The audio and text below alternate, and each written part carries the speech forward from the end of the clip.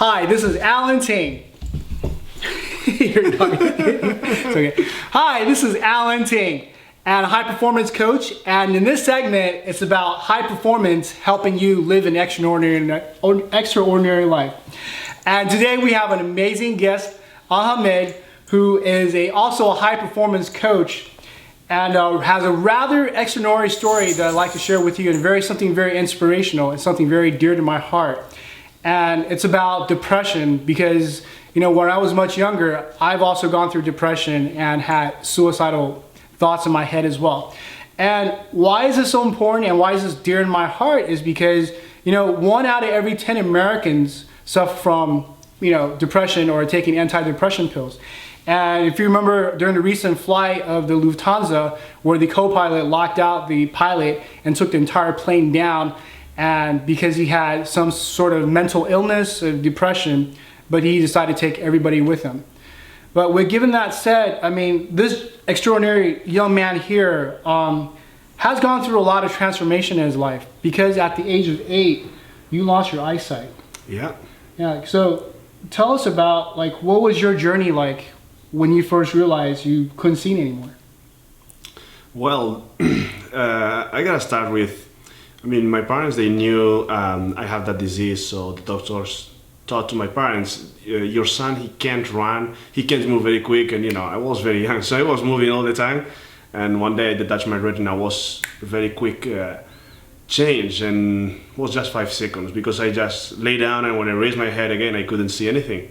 So for me, it was something kind of normal in that moment. I didn't think it's horrible or it has a huge impact on my life, because I was a kid, and when you are a kid, you adapt to everything very fast. So it was a few years later when I was in the high school, it's when I realized I'm completely different to other people, because they were treating me differently. And they treated you differently. Yeah. And kids can be so mean sometimes, can't they? Oh, well, kids, but it's not about kids, because you understand. If you are fat, kids, they were gonna treat you very bad. And if you are skinny, the same thing. So it's not about that. It's about overprotection, and the overprotection kills people. That's something we need to understand. When you try to help someone and do everything for that person, you are not helping that person. You are destroying their future. Tell us more about that, because you obviously had many success. You won 9 medals. 4 of them are gold from the Beijing Paralympic in 2008. You're also the record holder for 500, 100 meters in butterfly. Last year, you also climbed Kilimanjaro, the highest mountain in Africa. Jesus, what else have you done? Oh, you're also the first blind person or Spanish to finish the Ironman. I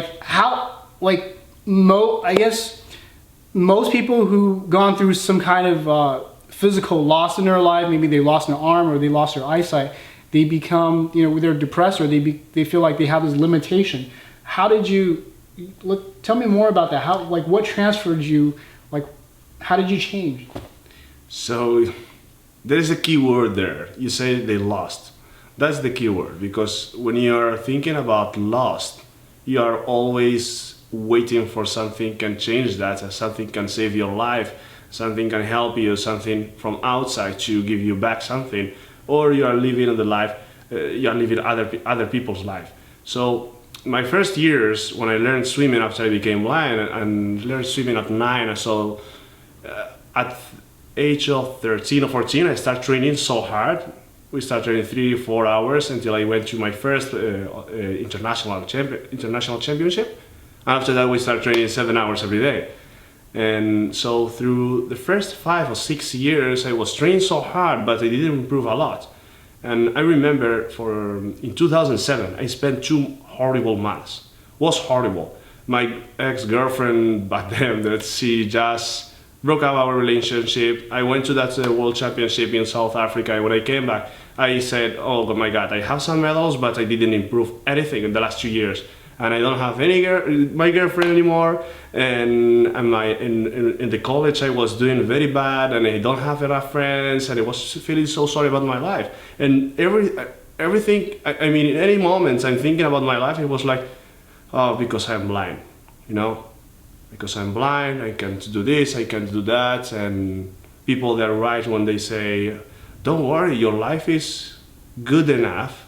It's okay if you do this. It's okay if you just do that because you are blind. And I accept that. So in some points, I say in English, I hit the rock bottom.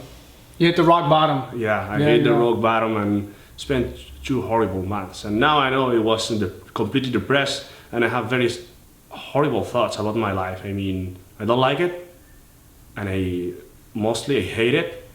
In some point, I was blaming God, and I was asking why, and finally I was thinking about, all that kind of suicidal thoughts. So in that moment, it's amazing how everything happened. I remember I watched a movie, and in Pursuit Happiness with Will Smith. Yes. So in that movie, in minute 52, he's talking with his son. Anyone can find that in YouTube, that scene in YouTube. He's talking with his son, and he just tell him, oh, don't worry, you're not gonna be a professional athlete because you are my son and I was average, so you're gonna be average. So suddenly he realized what he taught to his son, and he said, don't let anyone tell you you can't do something. Because people, when they are afraid of something, they will tell you you can't do it. And man, with that moment, it was like something hit my head or hit my heart, because suddenly I realized I'm living other people's life. So since that moment, I started working so hard, reading a lot of books. I was working with those books every single day, and I started changing my inner thoughts, and I started changing my inner language since I woke up, since I opened my eyes until I went to bed. Every hour, every minute, every second, I was trying to change my inner language. So the first thing I decided is I'm gonna beat a world record. I don't know how, but I will do it. And 6 months later, I did in Brazil. And 1 year later, I won 4 gold medals. That is awesome. So if I could ask you, if we can dig a little bit deeper, what kind of negative thoughts you had, or like what were some of the questions that you asked for yourself that kept you from achieving your personal best? Because we all know, like, sometimes we can get in that pity party role. It's like self defeat, or in other languages we call it learn self-helplessness. What were some of your things that came out that you realized, that kind of aha, why did I ask those questions repeatedly, and that was what limited me? Yeah, any question we make, any question we ask in our minds, our brain is gonna give us the answer.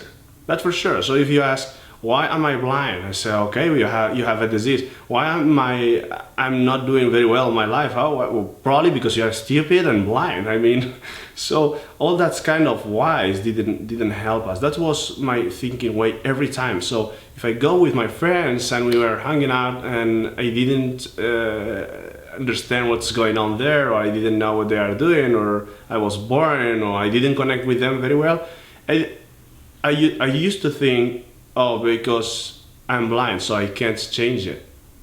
And after I changed my mind, after I changed my inner language, I realized it's not because I'm blind, it's because you are fucking boring. I mean, so you're not connecting with them, you are not doing the right things, you are not having the right topics. So that's why. And if they are not interested to talking to you, is because you are doing the wrong things. So it's not about blindness. And when we blame something we can't change, that's so easy. For me, depression is just give up. It's giving up. It's just say, I can't do anything. I don't want to do anything about it. And it's just, for me, it's laziness in our soul. That is so true. Because if you look at everything in nature and life, even something as a butterfly, before the transformation from being a caterpillar into a cocoon, into a butterfly, it has to struggle to get out of the cocoon to live. If you cut the cocoon early, the butterfly would actually die. Yeah. So I know this is kind of all like repeated over and over. It's like whatever doesn't kill you makes you stronger. But just because knowing that doesn't really help us. We actually have to know the strategy. So basically, what the strategy you're saying is, really identify the questions that we ask ourselves.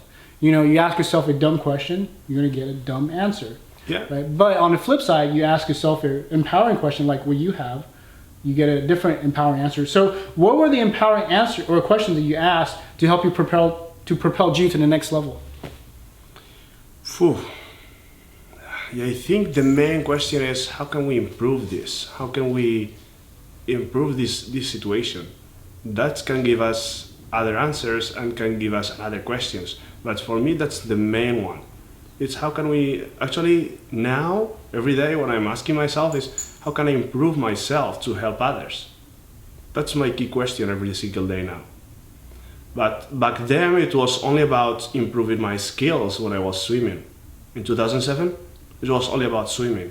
But when I want to get those 4 gold medals, I realized I don't need to change my mind when I'm swimming. I need to change my mind in every single moment of my life. It's not about what I want to get. It's who I have to become to reach those medals. And for me, when I came back from Beijing, I was in Spain, and I went back from Beijing to Spain, and I was giving a lecture in a school with children. They were 9 and 10 years old, and one of them, he asked me, hey, they asked me a lot of questions, a lot. So one of them, he asked me, would you give up your medals to see again?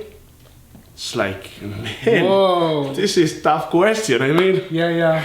So for 1 minute, I was remembering all the moments I had in my life. I mean, since I became blind at 8 years old, and when I learned swimming, and all the people I met, and the travels I did, and the things I did before 21 years old, and who I became. And I said, no, I don't. But it's not because I have those medals, because for me the medals is just an object. And that object is gonna be at home for years.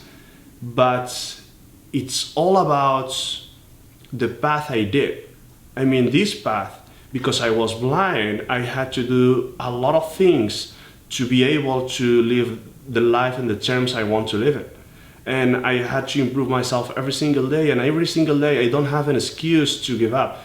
Every single day I have a reason to keep going. A reason to step up and say, okay, I'm blind, and thank God I'm blind, I'm gonna do whatever I need to do to change this, or to help others, or to help myself, to improve my environment. That was the key thing. So since that moment, I don't say I lost my sight. It's changed. I realized in some point through that journey, I changed that belief, and I start thinking I want my blindness, because for me it's a gift. It's a gift can help me. It's a gift can touch others, and that's why I don't think I can be depressed anymore, because I know depression is when you give up, and I'm sure I'm not gonna give up anymore. Yeah, thank you for sharing that. That is so inspirational. Which was going to ask you the next question. I believe you already answered. Is if there's one inspirational message you'd like to share with the audience who's going through depression, or know of somebody who's going through depression, what would it be? I know you talked about where the previous focus was, you were focusing on getting your medals, but now it's more about going out there, like saying like, hey, you know what, there's, achieving this is all great and all, but I'm also here to help you. So it's more of that contribution that you mentioned. That's it. The only message I can give someone that has depression now, and they know someone has depression, is don't try to live the life by yourself. I mean, it's when we feel depression is because we are not connected with the society, and we think the society, they don't care about us. And they don't care about us. They really don't care about us because we don't care about them. That's how this works. So if you know someone, or you are already in depression, go and do something for someone else every day. The first day is gonna be hard for you. The first day you don't like to do it because it's, oh come on, you have more problems than them. But I can tell you, here in these societies we don't have problems. We have situations, we have some challenge, But if you want to see real problems, you can go to other countries and see it. And I know that's a message you are hearing all the time, and finally it doesn't make any sense for you because you're not living their lives. But I can tell you, if you go every day in your city and find someone and some organizations or something you can do there, can help some other people, young people, can help children, you can help old people, they need someone to talk with, but something, you can do something for someone else, and that changes everything, because we don't live as individuals, we live as a society, and if you live just as a single person, you're gonna die as a single person. That's, for me, that's the key thing in this life. Yeah, that is so true, because when we are depression, the focus is really on us. Yeah. Like, poor me, why is this life Yeah. is so bad? Why am I going through this? Why is God punishing me? It's all about me, right? Yeah. Whereas one of the fastest way to get out of depression is to go serve others. It's about helping them. Because, Harvard actually did a study about that. The more people they help out, the happier the people are. Absolutely. Yeah. So I know you have a model that you go by. So please share with us or with our audience what that is. Can you say it in English? Say it in English? Can I say it in English? Yeah. The motto is, if I can do this, so can you. I mean, this is your goal next year is to ride across from San Francisco to New York. Yeah. How many miles is it? It's 2,997 miles. Actually, it's less than that, but we are gonna do those miles because it's a memory. We want to honor people they died in 2001, 9/11. 9/11. And we want to honor the victims because they can't live their lives anymore. So it's all about celebrating the life. It's all about to put everybody together, and we can do it together. So you can join us if you want, and really appreciate it if you join us, because our goal is to do this together as a society, and to do this together to celebrate the life we can live. Yeah, and he will be riding his bicycle across the country. Yeah. That is amazing. So how do we support you, or is there a website, or is there an email that we can reach you at, or so, like, what is your website that people can follow you? So my website is enhamed.com. Can you spell that for us? enhamed.com. But in the next weeks we are going to launch the new website, so everyone can join us in this challenge, and it's going to be onemileonesoul.com. onemileonesoul.com. That's the project. Okay, that is amazing.